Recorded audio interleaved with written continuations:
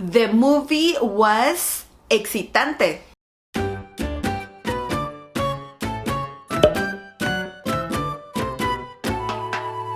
Hi everyone, the Spanish word of the day is excitante. Excitante.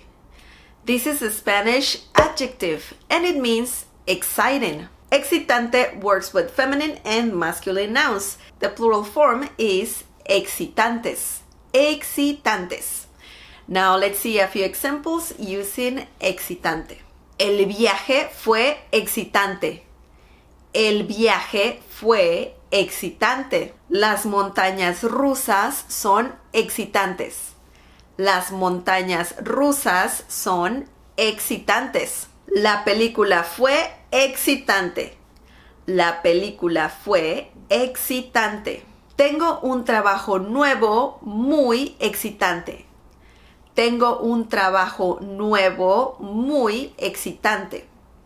Okay, that was the word of the day. I hope you liked this video. Don't forget to subscribe and also click on the bell icon so you can get notified every time I upload a new video. Visit smelessons.com for more free Spanish lessons. Support this channel by sharing this video with your friends and by giving the thumbs up. Thank you so much for watching, for all your support, and I'll see you next time. Bye!